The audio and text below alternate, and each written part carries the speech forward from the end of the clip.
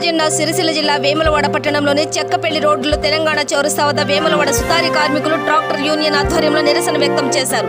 ఈ కార్యక్రమంలో రోడ్డుపైన నిరసన తెలుపుతూ ఇసుకను అనుమతించాలని 10 రోజుల నుండి ధర్నా చేశారు. దీని గురించి ఎన్నిసార్లు ఎమ్మెల్యేలకు చెప్పినా పట్టించుకోవడం లేదని ఆగ్రహం వ్యక్తం చేశారు.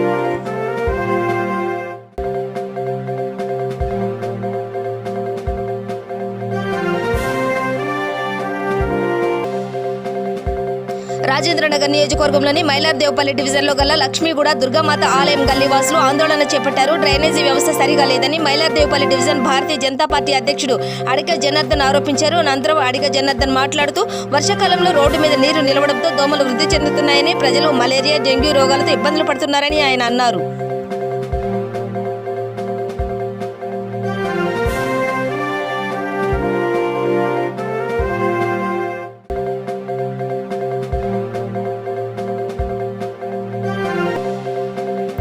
ఆర్కేపురం డివిజన్ వాసవి కాలనీలోని శ్రీ అష్టలక్ష్మి దేవాలయంలో విద్యాశాఖ మంత్రి సబితా ఇంద్రారెడ్డి ప్రత్యేక పూజలు నిర్వహించారు. అనంతరం ఆమె క్యాంప్ ఆఫీసును సందర్శించారు.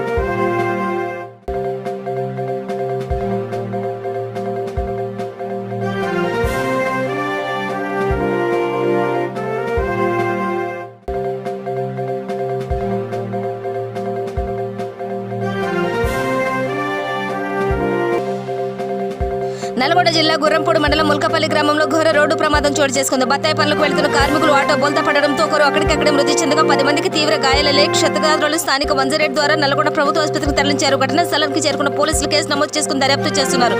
క్షతగాత్రులందరూ నాంపల్లి మండలం దామూరు గ్రామానికి చెందిన వారిగా గుర్తించారు పోలీసులు.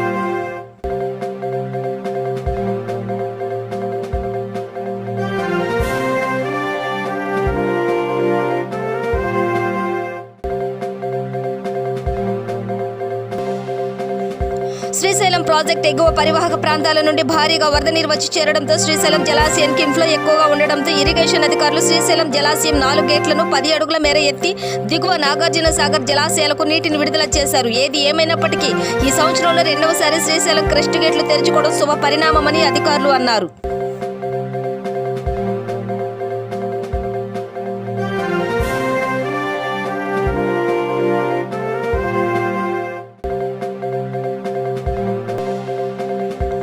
కర్నూలు జిల్లా డోన్ పట్టణంలో గల వైఎస్ఆర్ నగర్లో ఉన్న బైబిల్ మిషన్ చర్చ్ పాస్టర్లు బందెల రాజు ఆధ్వర్యంలో తైలాభిషేక పండుగ మహోత్సవ వేడుకలు విజయవంతం కావడంతో స్థానిక పాస్టర్లతో ఆనందం వ్యక్తపరుస్తూ డోన్ మండల పాస్టర్లకు వస్త్రాలను బహుకరించారు. అనంతరం వచ్చిన పాస్టర్లకు అందరికీ విందును ఏర్పాటు చేశారు.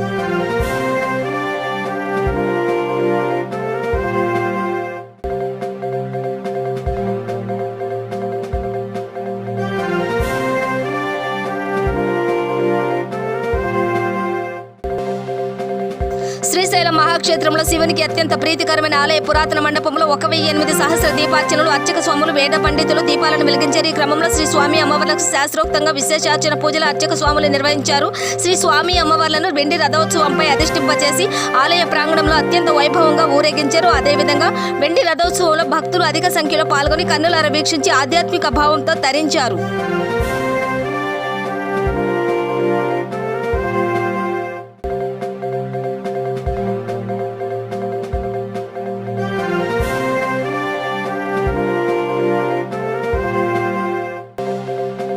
సూర్యాపేట జిల్లా తాళ్లగడ్డ స్థానిక ఏరియా హాస్పిటల్లో శ్రీ వెంకటేశ్వర కాలనీలోని 27వ వార్డు మాజీ కౌన్సిలర్ బైరు దుర్గయ్య సమక్షంలో అన్నదాన కార్యక్రమం నిర్వహించారు. ఈ సందర్భంగా బైరు దుర్గయ్య మాట్లాడుతూ ఇది 7వ వార్షికోత్సవం అని, ఇక్కడ కాలనీ వాసులందరికీ ధన్యవాదాలు తెలుపుతున్నామని అన్నారు. సుమారు 1000 మందికి అన్నదానం నిర్వహించామని ఆయన తెలిపారు.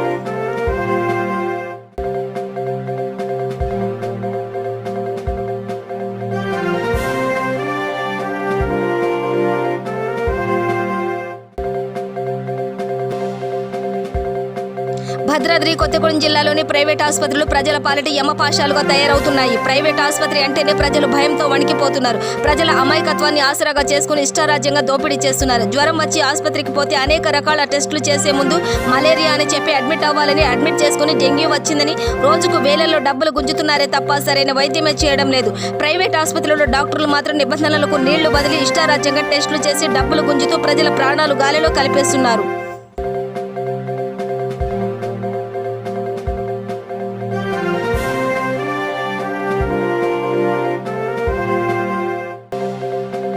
తెలంగాణ రాష్ట్ర పీసీసీ మార్పు విషయంలో అధిష్టానం నిర్ణయానికి కట్టుబడి ఉంటారని పీసీసీ మాజీ అధ్యక్షుడు పొన్నాల లక్ష్మయ్య అన్నారు. దేశ అభివృద్ధికి కాంగ్రెస్ పార్టీ చేసిన సేవలు నిరుపమానమని తెలిపారు.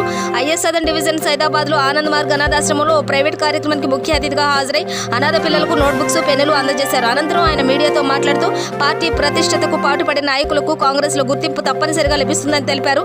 తనకు పార్టీ గతంలో పీసీసీ నాయకత్వాన్ని అవకాశాన్ని కల్పించిందని గుర్తు చేశారు.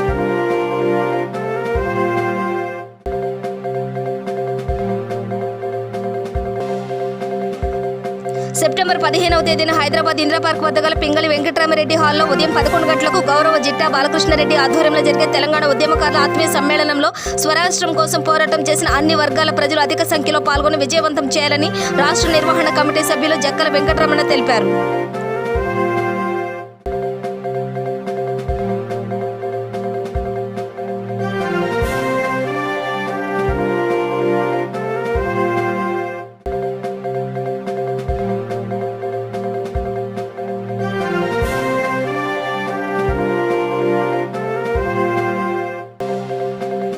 నిర్మల్ జిల్లా కేంద్రానికి దగ్గరగా ఉన్న నేషనల్ హైవేకు ఆనుకుని ఉన్న కడతాల్ గ్రామంలో ఘోర రోడ్డు ప్రమాదం చోటు చేసుకుంది. నిజామాబాద్ నుండి వస్తున్న నిర్మల్ డిపో ఆర్టీసీ బస్సు డివైడర్కు ఢీకొట్టడంతో 20 మందికి తీవ్ర గాయాలయ్యాయి. క్షతగాత్రులను నిర్మల్ ఏరియా ఆసుపత్రికి తరలించారు. ప్రమాదానికి గల కారణం డ్రైవర్ స్పీడ్గా బస్సు నడపడమేనని ప్రయాణికులు చెబుతున్నారు.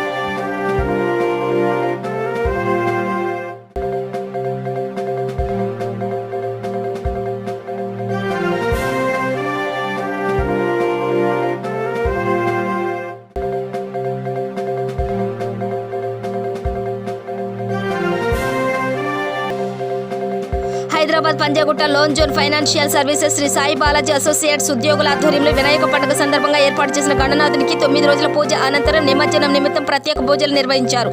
సుమారు 1200 మందికి అన్నదాన కార్యక్రమం నిర్వహించారు.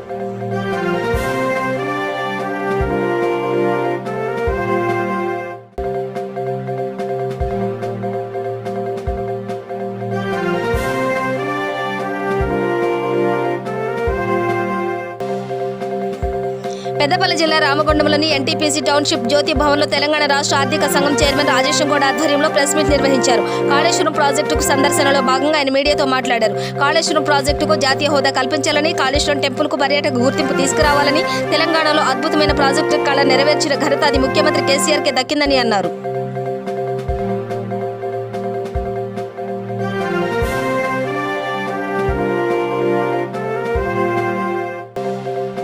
కర్నూలు జిల్లా ఎమ్మిగనూరు మండలంలో దైవందిన్నె గ్రామంలో కన్నుల పండుగగా మొహరం వేడుకలు జరుపుకున్నారు. 3 రోజులు ఎంతో భక్తి శ్రద్ధలతో పీర్ల దేవుడులను గ్రామాల్లో, పట్టణంలో, మసీదులో కూర్చోబెట్టి ఘనంగా జరుపుకున్నారు.